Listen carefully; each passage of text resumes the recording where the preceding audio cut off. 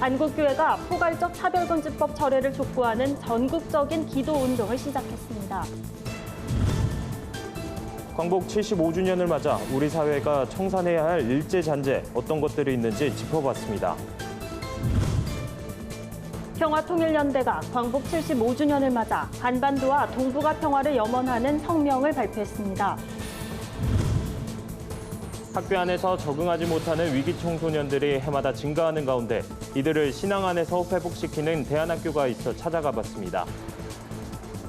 여러분 안녕하십니까? 굿TV 뉴스입니다. 한국교회가 포괄적 차별금지법 제정 반대와 철회를 위한 전국적인 기도운동에 돌입했습니다. 첫 번째 기도회는 예장 통합 주도로 열렸는데요. 기도운동을 주도하는 한국교회 총연합은 8월을 시작으로 매달 연합기도회를 진행할 것이라고 밝혔습니다. 김민주 기자입니다. 한국교회 총연합이 차별금지법 반대와 철회를 위한 연합기도운동을 시작했습니다. 이를 위해 한교총은 한국교회 주요 교단과 지역연합회, 여러 기독단체들과 연합해 한국교회 기도회 추진위원회를 조직하고 예장통합주관으로 첫 기도회를 열었습니다. 이날 참석자들은 차별금지법의 실상과 문제점을 알리고 법안이 철회돼 성경적 가치가 지켜지도록 함께 기도해야 한다는 데 동의했습니다. 이제 기독교가 하나 되어 이 법이 무엇이 위헌적인 요소인지 어떤 점이 문제인지를 밝혀서 국민적인 공감대를 불러일으킬 뿐 아니라 동성애자와 성전환자들을 위한 치유와 상담센터 그리고 사회적인 약자 돌봄 기관들을 설립해서 양면을 보듬고 갑시다. 기도회에선 교계 주요 인사들이 기도문을 차례로 낭독하고 참석자들과 함께 기도하는 시간을 가졌습니다. 한국교회 기도회 추진위원회는 교단별로 돌아가며 수도권 거점교회에서 한 달에 한 번 기도회를 진행하고 전국적으로 기도 모임을 확대해 나갈 계획입니다. 이 밖에 지역구 국회의원을 찾아가 입법 취소를 설득하는 한편 교회 건물에 현수막을 부착해 지역민에게 포괄적 차별금지법의 실상을 알릴 예정입니다.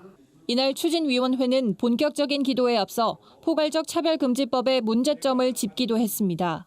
포괄적 차별금지법이 현행법이 규정하는 양성평등 이념에 정면으로 위배되며 평등 원칙을 사적 분야로 적용해 개인의 자유권을 침해한다는 겁니다. 혼인과 가족 생활은 양성평등을 기초로 한다라고 아주 명문화하고 있습니다. 그런데 이러한 이 정의당 안은 이러한 양성평등을 근본적으로 부정하는 게 됩니다. 평등 이념을 전면으로 내세우고 있습니다. 그러나 이것을 과도하게 적용함으로써 자유권을 침해하고 있습니다. 교파를 뛰어넘어 성경과 헌법 가치를 수호하기 위한 한국교회 기도회는 기아성, 예장합동, 기감 등 주요 교단의 주관으로 11월까지 계속될 계획입니다. 굿TV 뉴스 김민주입니다. 보통 교회에서 예배할 때 묵도로 시작을 하는 게 일반적입니다. 그런데 이 묵도라는 단어가 일제시대 신사참배에서 유래했다는 사실 알고 계셨습니까? 올해로 광복 75주년을 맞았지만 아직도 우리 사회 곳곳에는 일제잔재가 여전히 남아 있습니다. 구체적인 실태를 짚어봤습니다. 이정은 기자의 보도입니다. 다 같이 묵도하시겠습니다. 흔히 예배 시작 전에 자주 사용하는 말인데 이 표현은 원래 침묵기도란 의미로 한국교회가 먼저 사용했습니다. 하지만 1930년대 후반 일제가 한국교회의 전쟁 협력을 강요하기 위해 예배 순서 앞에 이른바 애국의식을 집어넣으면서 일본 신사에 먼저 참배한다는 의미로 변질됐습니다. 그러니까 이 묵도라는 것이 국가를 위한 어떤 기원하는 그런 게 돼버렸거든요. 그래서 그 의미가 왜곡된 거죠. 그래서 뭐 지금은 이제 와서는 교회에서 예배애로 부름 또는 예배사 이런 걸로 대체돼서 그 밖에 성가대는 찬양대로 교단은 교파로 부르는 것이 바람직하다고 학자들은 말합니다. 이토 히로부미가 식민통치를 기념해 한반도에 처음 심었다는 가이즈카 향나무가 있는 학교들도 여러 곳 확인됐습니다. 또 흔히 쓰는 차렷과 경례 등의 인사 방식은 일왕에게 충성을 바친다는 의미로 대표적인 일제 잔재 중 하나입니다. 교육 관계자들은 바른 자세 인사나 안녕하세요로 순화했을 것을 권고합니다. 오늘날 장례 문화에도 일제 잔재는 남아 있습니다. 유족들이 팔에 차는 완장은 일제강점기 조선총독부 식민지 정책의 영향을 받았으며 고인을 추모하기 위해 사용하는 국화는 일본 황실을 상징하는 꽃으로 알려져 있습니다. 교회 장례식이나 세속의 장례식이나 다를 바가 없다는 게 너무 가슴 아픈 일인데 너무 많은 일본의 그 문화들이 우리 속에 스며들어 있는데 정말 고쳐야 될 것은 용어보다는 그런 뿌리 깊이 박혀 있는 상장례 문화에 이것이라도 좀 극복할 수 있으면 참 좋겠다. 광복 75주년이 지났지만 우리 생활 곳곳에 해묵은 일제잔재는 여전합니다. 용어를 순화하는 것부터 시작해 일제잔재를 청산하기 위한 시민들의 자발적인 노력이 필요할 때입니다. 구티비 뉴스 이정은입니다. 평화통일연대가 광복 75주년을 맞아 한반도와 동북아 평화를 위한 그리스도인의 역할을 강조하는 성명을 발표했습니다. 평통연대는 성명에서 일제에 짓밟히고 이념에 피흘린 민족의 상처가 하루속히 씻겨지고 새로운 평화의 시대를 맞길 희망한다며 한국교회가 통일 한반도를 이뤄가는 데 역량과 지혜를 결집해 줄 것을 촉구한다고 말했습니다. 평통연대는 이어 광복절이 한반도의 광복을 기념하는 것에서 나아가 동북아 평화를 위한 상생의 의미를 되새기는 날로 확장되길 바란다고 전했습니다. 한편 평통연대는 시민단체와 연대해 한반도 종전선언 캠페인에 동참하는 등 평화담론 형성에 앞장서겠다는 뜻을 밝혔습니다. 학업과 대인관계의 어려움으로 학교에 적응하지 못하는 청소년들이 해마다 증가하고 있습니다. 하지만 이들을 도운 상담기관은 턱없이 부족한 실정인데요. 방황하는 청소년들을 신앙 안에서 회복시키고 사회 구성원으로 성장하도록 돕는 대안학교가 있어 찾아가 봤습니다. 윤인경 기자의 보도입니다. 학교 부적응, 가정 문제 등 여러 가지 이유로 매년 학교 밖으로 나오는 약 5만 명의 청소년들. 대다수는 학교로 돌아가지 못하고 방황하기 마련입니다. 민들레 학교는 이처럼 방황하는 청소년들이 학교로 돌아가 학업을 이어갈 수 있도록 돕는 경기도교육청 지정 특별교육 이수기관입니다. 다음 세대에 대한 사명감을 갖고 민들레 학교에 부임한 김영 목사는 벌써 8년째 수많은 청소년들을 보듬고 있습니다. 결석의 많은 숫자가 많아서 졸업하는 데에는 흡연에 걸렸거나 또 이제 심지어 더 나아가서는 이제 폭력, 그다음에 성추행까지 있겠죠. 그런 아이들, 그다음에 다른 다양한 사건을 통해서 학교 선도가 열리면 저희에게 의뢰가 옵니다. 그러면 저희가 그 아이들을 받아서 이제 5일간 교육을 시키는 거예요. 민들레 학교에 온 청소년들은 정체성 회복과 금연교육, 미술치료 등 다양한 활동을 경험합니다. 풍선아트와 종이접기 수업은 참여율이 가장 높은 수업 중 하나입니다. 강의 형식의 수업된 대부분 책상에 엎드려 자곤 하지만 지속적인 관심과 사랑에 청소년들은 조금씩 마음을 열고 귀를 기울입니다. 원래 금연해보겠다고 생각한 적 없는데 선생님이 착하고 잘 말해주셔서 금연해야겠다고 생각은 했었거든요. 제 친구님이 진짜 자살할 뻔했던 적이 있거든요. 친구 한 명이. 근데 그 자살교육 들으면서 그 친구 들어보면은 민들레 학교엔 이처럼 학교에 적응하지 못한 고양시 청소년들 중 절반이 맡겨집니다. 하지만 지원이 부족한 탓에 수업 대부분은 자원봉사자가 맡고 있습니다. 재능이 있는 지역교회 목회자와 사모들이 다음 세대 살리기에 뜻을 같이 하며 기도와 봉사로 섬기는 겁니다. 인근교회 박성희 사모는 기독교 자살예방센터 라이프오프에서 자살예방 지도교육을 이수하고 자원봉사자로 참여하고 있습니다. 제가 안 듣는 것 같은데 앞에서 딴짓하는데 내용을 다 듣고 있더라고요. 이런 기간이 아니면은 관심을 기울이는 곳이 별로 없다라고 생각을 해요. 알게 모르게 자연스럽게 소외되어지는 아이들이 관심 안으로 들어올 수 있는 그런 기회고 기회장이 되지 않을까. 김영 목사는 보다 많은 위기 청소년들이 학교로 돌아갈 수 있도록 민들레 학교를 장기 위탁기관으로 지정받는 것이 목표라며 한국교회의 기도와 관심을 부탁했습니다. 구티비 뉴스 윤인경입니다. 오늘의 이슈 포커스입니다. 통계청에 따르면 코로나19 여파로 7월 취업자 수는 2,710만여 명으로 1년 만에 28만 명 가까이 감소했습니다. 지난 3월부터 5개월 연속 줄었습니다. 같은 달 기준 실업자 수는 통계 작성을 시작한 1999년 이후 가장 많았고 실업률은 4%로 2000년 이후 최대 수치입니다. 정동명 통계청 사회통계국장은 코로나19로 모임 외출을 자제하고 관광객 유입 급감 등 영향이 지속되면서 숙박음식점, 도소매업 등을 중심으로 취업자 수가 감소했다고 설명했습니다. 공정거래위원회가 다음 달 1일부터 유튜브와 인스타그램 등에서 인플루언서들의 뒷광고에 대한 제재를 강화합니다. 이와 관련해 공정위는 추천 보증 등에 관한 표시 광고 심사 지침 개정안을 시행합니다. 심사 지침은 표시 광고의 공정화에 관한 법에 따라 부당한 표시 광고를 심사할 때 적용하는 구체적인 기준이며 이를 따르지 않을 경우 벌금형을 받을 수 있습니다. 다만 공정위는 개정안 시행 후 당분간 계도 기간을 가질 계획이라고 밝혔습니다. 정부가 4대강 보해 홍수 조절 기능을 조사하기 위해 민관 합동조사단을 구성하기로 했습니다. 환경부에 따르면 정부는 역대 최장기간 장마와 집중호우에 따른 피해를 계기로 4대강 보해 홍수 조절 기능에 대한 논란이 제기되는 것과 관련해 환경부, 국토교통부, 민간 전문가 등이 참여하는 합동조사단을 구성해 관련 조사에 나설 계획입니다. 물관리 부분은 환경부에서, 하천시설 관리 부분은 국토교통부에서 맡게 됩니다. 배달업계가 이달 14일 택배 없는 날을 운영합니다. CJ 대한통운과 롯데, 한진 등 대형 택배사들은 14일을 택배인 리프레시 데이로 정했습니다. 이에 따라 목요일인 13일 온라인 쇼핑몰 등에서 주문한 상품은 다음 주인 17일부터 배송됩니다. 택배업계 측은 17일은 임시 공휴일로 지정됐지만 소비자 불편과 혼란 등을 고려해 정상 근무를 할 예정이라고 밝혔습니다. 코로나19 방역과 치료를 담당하는 인력 3명 중 1명은 번아웃 상태에 처했다는 설문 결과가 나왔습니다. 경기도 코로나19 치료 인력 인식 조사에 따르면 10명 중 7명은 갑질 등으로 업무 중 울분을 터뜨린 경험이 있었습니다. 업무가 길어지면서 번아웃을 호소하는 인력도 많았습니다. 번아웃을 구성하는 3대 요소인 감정적 고갈, 냉소, 효능감 저하 모두 기준값 이상인 인력이 전체의 33.8%를 차지했습니다. 굿TV 뉴스 진은입니다.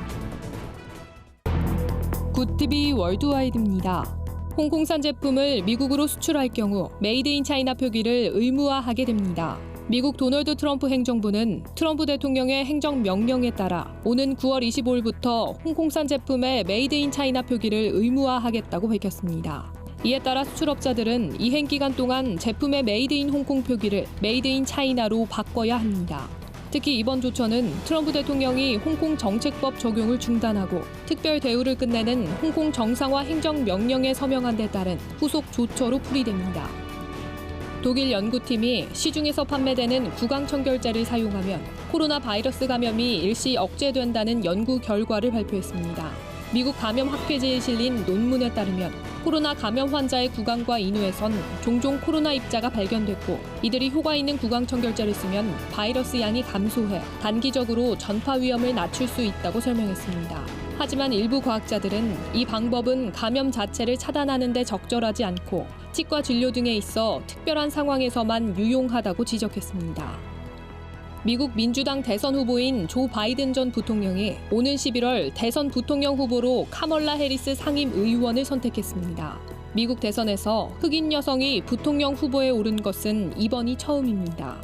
또 민주당이 대선에서 승리할 경우 미국 역사상 첫 여성 부통령이 탄생하게 됩니다. 바이든 전 부통령은 평범한 사람들을 위한 겁없는 싸움꾼이자 최고의 공직자 중 하나인 카멀라 해리스를 러닝메이트로 선택하게 돼 큰 영광이라고 밝혔습니다. 한편 도널드 트럼프 대통령이 재선에 나서는 공화당은 마이크 펜스 현 부통령이 러닝메이트로 뛰게 됩니다. 일본이 베트남을 포함한 4개국을 대상으로 무기류를 포함한 방위 장비 수출에 본격 나설 것으로 보입니다. 현지 언론에 따르면 일본 정부는 자국 관련 업계와 협력해 베트남과 말레이시아, 인도네시아, 인도 등의 방위 장비 수출을 본격화하는 방안을 추진하고 있다고 밝혔습니다. 방위 산업 기반을 유지하면서 각국 안보 관계를 강화해 중국을 견제하기 위해서입니다. 일본 방위장비청은 수출 계획을 구체화한 뒤 이르면 4달까지 유망한 장비를 선정할 예정이라고 전했습니다. 유엔에서 북한 홍수 피해와 관련해 북한 대응을 지원할 준비가 돼 있다고 밝혔습니다. 북한 당국이 도움을 요청할 경우 유엔에서 인도주의 업무를 담당하는 실무진이 즉각 지원에 나서겠다는 입장을 밝힌 겁니다. 스테판 두자릭 유엔 대변인은 아시아 홍수 사태를 거론하면서 북한이 이달 들어 이례적으로 많은 비가 내려 홍수를 일으켰다며 유엔팀이 당국과 접촉하고 있다고 밝혔습니다. 한편 지난 1일부터 6일까지 북한에 내린 비의 양이 연평균 강우량 960mm에 근접하는 등 홍수 피해가 심각한 것으로 전해졌습니다. 굿TV 뉴스 박재현입니다.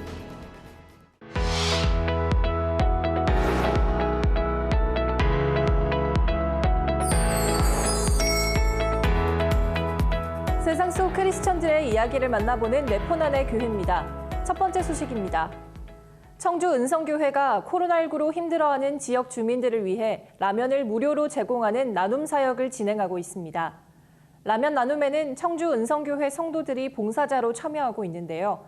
어려운 이웃이나 지역 주민들을 찾아가 한 사람당 라면 5개가 들어있는 봉지를 하나씩 나눠주고 있습니다.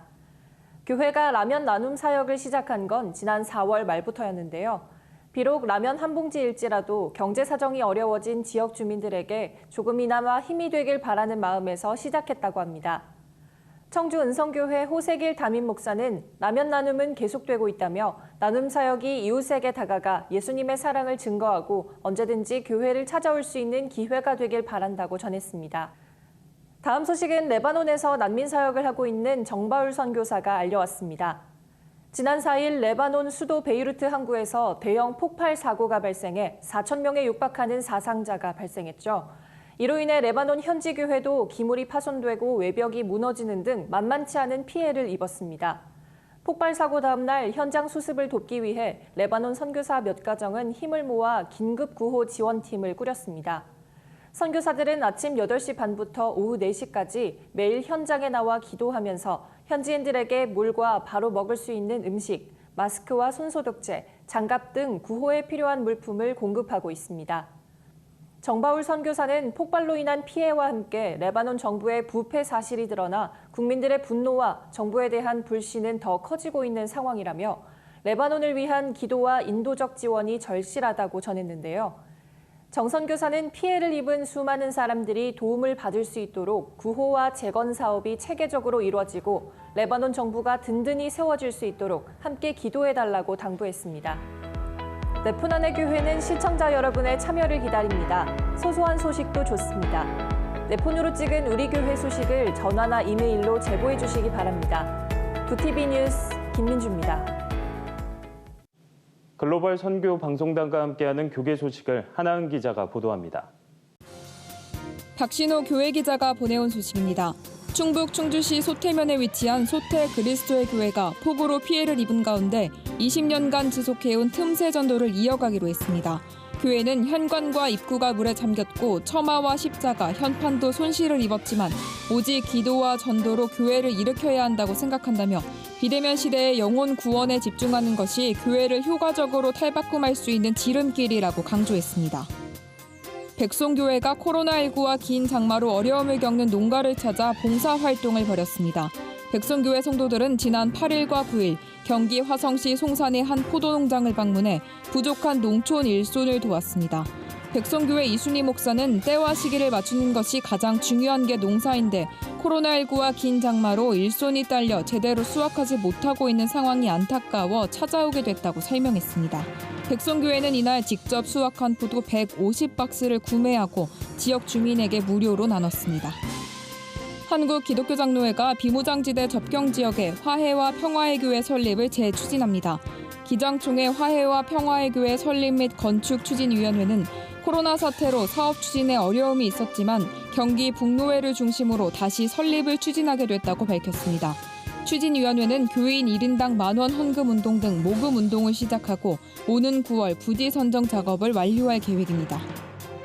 서울 3일교회에서 코로나19 확진자가 발생했습니다. 지난 9일 예배를 드린 성도 한 명이 발열 증세를 보여 검진을 받은 결과 12일 확진 판정을 받은 겁니다.